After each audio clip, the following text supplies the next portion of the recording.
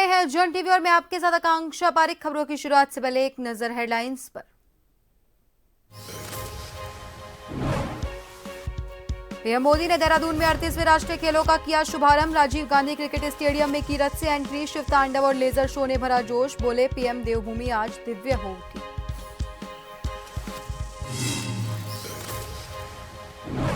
CM Dhami ने चयनित अभ्यर्थियों को नियुक्ति पत्र किए वितरित। कहा ये रोजगार का है कालखंड। समान नागरिक संहिता कानून लागू करने का किया ऐतिहासिक कार्य।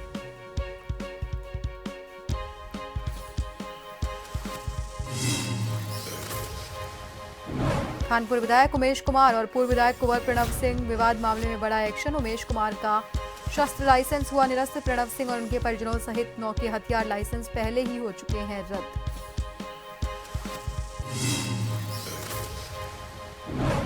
रामनगर के ग्राम छोई में खुलने वाले चांदनी इको पर्यटक जोन का ग्रामीणों ने किया विरोध। गांव में जंगली जानवरों के आने का बढ़ेगा खतरा। फसलों को होगा नुकसान।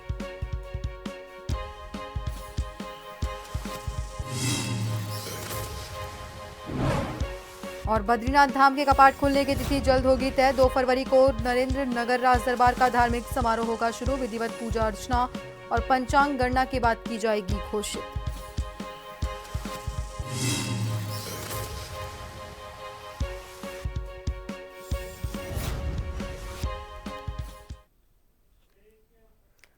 उत्तराखंड में मंगलवार को 38वें राष्ट्रीय खेलों का उद्घाटन समारोह हुआ। कार्यक्रम में शामिल होने के लिए प्रधानमंत्री नरेंद्र मोदी राजीव गांधी क्रिकेट स्टेडियम पहुंचे। पीएम मोदी रथ पर सवार होकर स्टेडियम में आए। पीएम मोदी के साथ मंच पर मुख्यमंत्री पुष्कर सिंह धामी, केंद्रीय खेल राज्य मंत्री रक्षा खड़से, विधानसभा अध्यक्ष रितु खंडूरी और पीटी उषा मौजूद रहे। सीएम धामी ने पीएम को पुष्पगुच्छ, टोपी, शॉल और अंग वस्त्रम भी भेंट किए। इससे पहले पीएम मोदी ने खिलाड़ी लक्ष्य सेन, मनीष रावत, जसपाल राणा, सुरेंद्र कनवासी, हंसा मनराल, हितेंद्र रावत, सुभाष राणा और मनोज सरकार से भी मुलाकात की। एथलीट्स परेड की शुरुआत हुई। परेड में सर्विसेज सहित 35 राज्य और केंद्र शासित राज्यों के एथलीट शामिल हुए। मैदान में राष्ट्रीय खेलों की तेजस्विनी मशाल लाई गई। हल्द्वानी से 4000 किलोमीटर की दूरी तय करके ये मशाल देहरादून पहुंची है। लक्ष्य सेन मशाल लेकर आए। सीएम धामी ने कहा 10,000 से ज्यादा खिलाड़ी 35 खेलों में प्रतिभाग करेंगे। आयोजन में सौर ऊर्जा का इस्तेमाल होगा और प्लास्टिक का इस्तेमाल कम से कम होगा। ग्रीन गेम्स की थीम रहेगी। पीएम ने कश्मीर से धारा 370 की समाप्ति हो, राम मंदिर हो, यूसीसी हो जैसे कई संकल्प को पूरा करने का काम किया। हम राज्य में इंफ्रास्ट्रक्चर को मजबूत करने के साथ प्रत्येक क्षेत्र में नवाचार को बढ़ावा देने पर काम कर रहे हैं।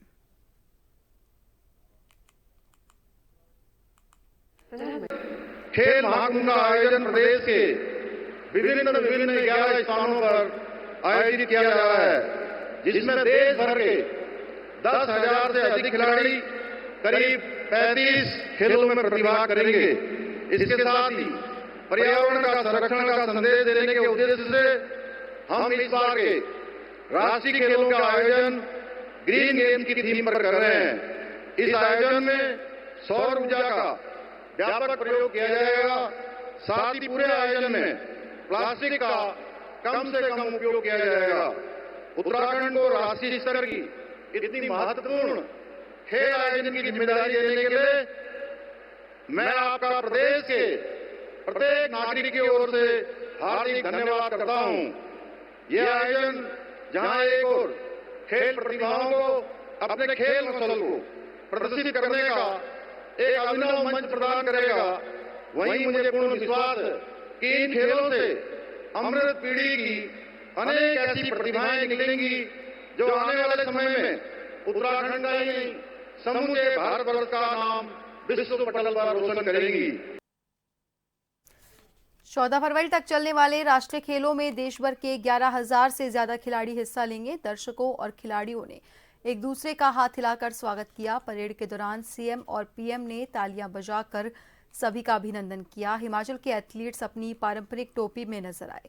पीएम मोदी ने कहा देवभूमि आज दिव्य हो उठी है। बद्रीनाथ, केदारनाथ और मां गंगा आशीर्वाद लेकर खिलाड़ी खेल रहे हैं। युवा राज्य में देश के कोने कोने से आए हजारों युवा अपना सामर्थ्य दिखाने वाले हैं।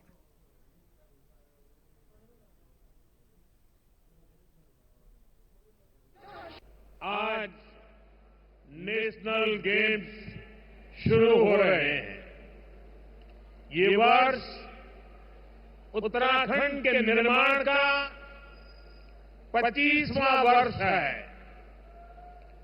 इस युवा राज्य में देश के कोने कोने से आए हजारों युवा अपना सामर्थ्य दिखाने वाले हैं। एक भारत श्रेष्ठ भारत की बड़ी सुंदर तस्वीर यहां दिख रही है। नेशनल गेम्स में इस बार भी कई देसी पारंपरिक खेलों को शामिल किया गया है। इस बार के नेशनल गेम्स एक प्रकार से ग्रीन गेम्स भी है। इसमें एनवायरमेंट फ्रेंडली चीजों का काफी इस्तेमाल हो रहा है। नेशनल गेम्स में मिलने वाले सभी मेडल और ट्रॉफियां भी ई-वेस्ट से बनी है। मेडल जीतने वाले खिलाड़ियों के नाम पर यहां एक पौधा भी लगाया जाएगा। रामनगर के छोई गांव में स्थित चांदनी इको पर्यटक जोन तराई पश्चिमी वन विभाग की बेलपड़ाव रेंज के अंतर्गत खुलने जा रहा है। इस नए पर्यटन जोन के खोले जाने को लेकर छोई गांव के ग्रामीणों ने इसका पुरजोर विरोध करना शुरू कर दिया। ग्रामीणों के द्वारा छोई गांव में एक बैठक की गई, जिसमें ग्रामीणों ने कहा इस जोन के खुलने से जंगली जानवर गांव की तरफ आएंगे और ग्रामीणों की फसलों को नुकसान पहुंचाएंगे। साथ ही मानव वन्य जीव संघर्ष की घटना भी बढ़ जाएगी। ग्रामीणों ने कहा अगर इस पर्यटन जोन को खोला गया तो वो इसका पुरजोर विरोध करेंगे। वहीं उन्होंने बताया अगर ग्रामीणों की ये मांग वन विभाग के द्वारा पूरी नहीं की गई तो ग्रामीण विभाग के खिलाफ उग्र आंदोलन करने के लिए मजबूर होंगे।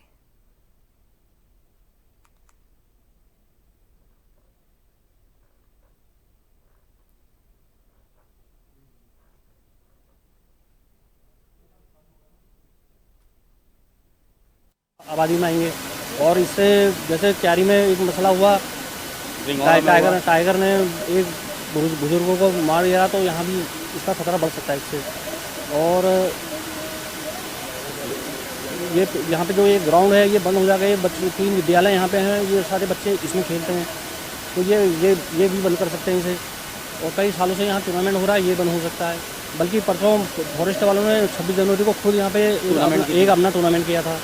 तो कई चीज़ें हैं इसमें, कई नुकसान हैं, इसलिए हमने ये धरना प्रदर्शन किया है। नए सफारी जोन का जो यहाँ पर छोई में जो गेट खुल रहा है, इसका हम पुरजोर विरोध करते हैं और आगे तक करते रहेंगे। इसका मुख्य कारण तो यह है कि जो हमें नुकसान होगा, जो इनके जंगली जानवर जो अभी जंगल में हैं वो हमारे घरों में आएंगे, हमारे गांव में आएंगे, जिससे हम लोग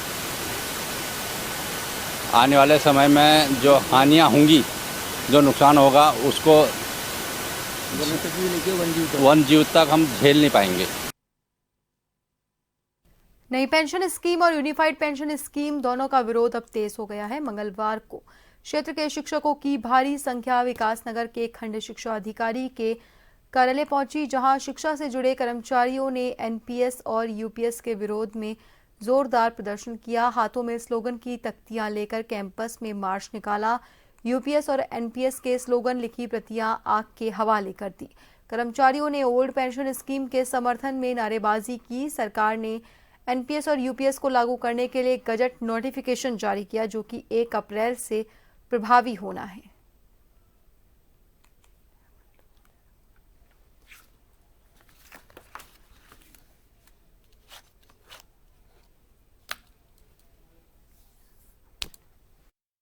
जो लड़ाई बहुत लंबे समय से चल रही है, अब सरकार ने क्या करा कि इसमें जब सरकार को लगा कि वाकई जो एनपीएस बड़ी एक खराब चीज़ है, और तो उन्होंने क्या करा, इसमें कमेटी बिठाकर यूपीएस अब लागू कर दिया, जिसका गजट अभी भी लागू हुआ। और यूपीएस भी एक एनपीएस का ही बड़ा भाई है। उसमें बहुत सारी खामियां, इतनी सारी खामियां हैं कि एक खामी तो सीधा सीधा यही है कि आपको जो है ना 25 साल के बाद जो है आधी पेंशन दी जाएगी, और जो 20 साल जिनको सेवा को हो रहा है, सरकार ने 42 साल अंतिम जो है सरकारी सेवा में आने की जो उम्र है 42 साल है, जो 42 साल में लगेगा उसकी तो सेवा 18 साल हो रही है, तो वो तो पेंशन से बाहर हो रहा है। तो इस प्रकार की बहुत सारी खामियां इसमें हैं, जो कि हमारे एक सरकारी कर्मचारियों के बिल्कुल जो एक जीवन के लिए सुरक्षा बिल्कुल नहीं है इसमें।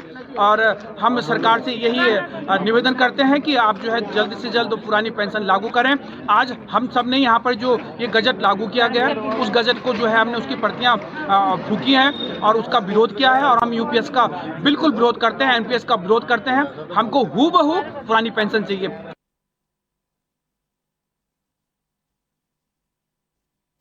फिलहाल के लिए रुकेंगे छोटे से ब्रेक के लिए।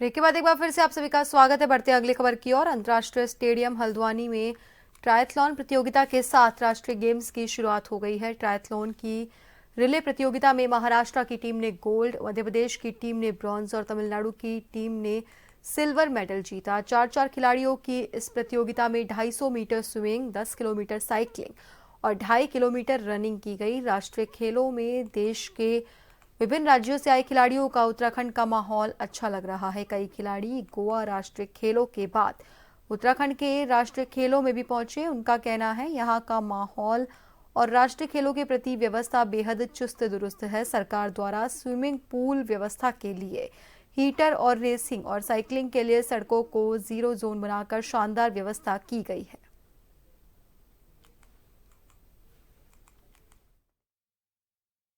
लोग ने प्रेजेंटेशन किया महाराष्ट्र के लिए। पार्थ मिर्गे, कौशिक मालनकर, मानसी मोहिते और मैं। हाँ, तो क्या रहा आपका रिजल्ट आपका?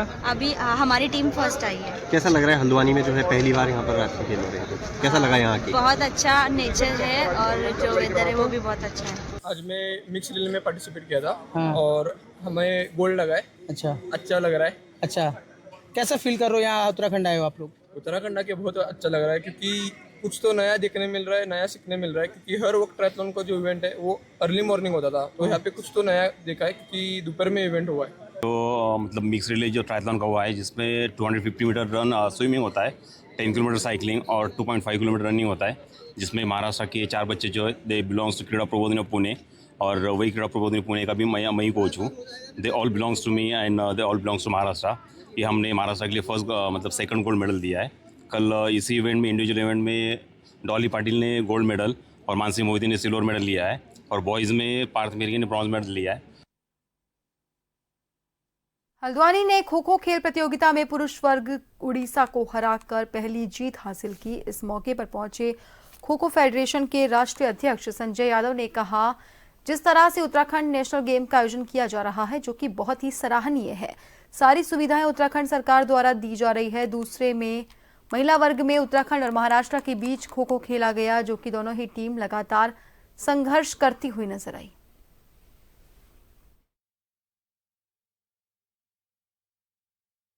विधायक खानपुर उमेश कुमार और पूर्व विधायक कुंवर प्रणव सिंह के बीच हुए आपसी विवाद और फायरिंग प्रकरण में जिलाधिकारी देहरादून द्वारा कल देर शाम वर्तमान विधायक उमेश कुमार का शस्त्र लाइसेंस निरस्त किया गया।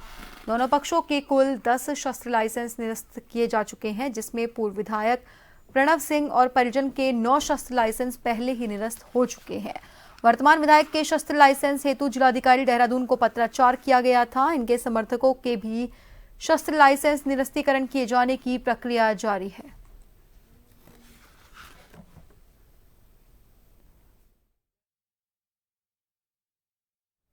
नैनीताल की रीढ़ कहे जाने वाले बलिया नाले का ट्रीटमेंट कार्य प्रगति पर है। एनएचपीसी भूताग्नि विशेषज्ञ द्वारा पहाड़ी में चल रहे ट्रीटमेंट कार्यों का निरीक्षण किया गया। नैनीताल की रीढ़ की हड्डी कहे जाने वाला बलिया नाला लगातार खिसक रहा है, जिसके स्थिरीकरण और ट्रीटमेंट का काम जनवरी 2024 के आखिरी महीने से शुरू हो चुका था। नैनीताल शहर के दक्षिणी छोर पर तल्लीताल क्षेत्र में बसे रईस होटल कंपाउंड का एक बड़ा हिस्सा सालों से भूस्खलन प्रभावित रहा, जिसका आज एनएचपीसी भूताग्नि विशेषज्ञ बीडी पाटनी ने निरीक्षण किया। बलिया नाले में भूस्खलन की घटनाओं को रोकने के लिए आईआईटी के निर्देशन में सिंचाई विभाग द्वारा सुरक्षात्मक काम किए जा रहे हैं। इस कार्य को भौगोलिक परिस्थिति के दृष्टिगत कई भागों में वितरित किया जा रहा है।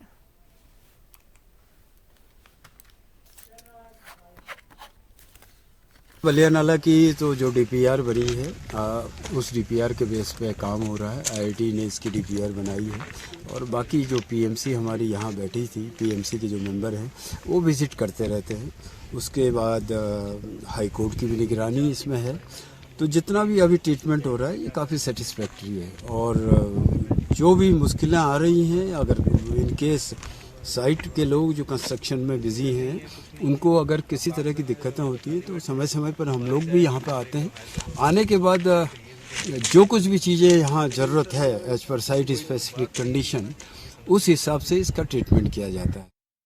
प्रदेश में निकाय चुनाव पूरे होने के बाद अब भाजपा नेतृत्व में प्रदेश में होने वाले कोऑपरेटिव चुनाव में अपने कार्यकर्ताओं को लेकर रणनीति शुरू कर दी है। जानकारी देते हुए भाजपा महामंत्री आदित्य कोठारी ने बताया, निकाय चुनाव के चलते कोऑपरेटिव चुनावों में देरी हुई, लेकिन अब कोऑपरेटिव चुनाव के लिए पार्टी ने निचले स्तर से तैयारी पूरी कर ली है और निकाय चुनाव की तरह कोऑपरेटिव चुनाव में भी पार्टी जीत हासिल करेगी।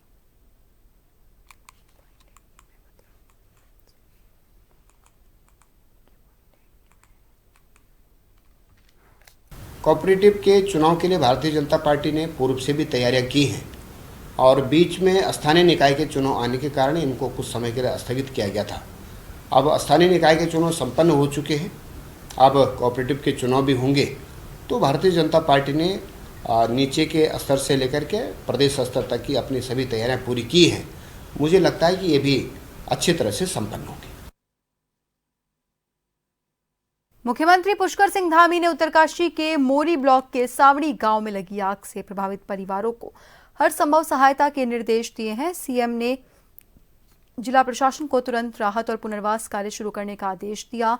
जिलाधिकारी को निर्देश दिया, प्रभावित परिवारों को आवश्यक सामग्री, भोजन, कपड़े, अस्थायी आश्रय की व्यवस्था प्राथमिक आधार पर की जाए। प्राप्त सूचना के मुताबिक सावड़ी गांव में लगी आग को नियंत्रित कर लिया गया। SDRF, police, fire service Naugaon, राजस्व विभाग की टीम सहित उप जिलाधिकारी पुरोला गोपाल सिंह चौहान और तहसीलदार मोरी भी घटनास्थल पर मौजूद रहे।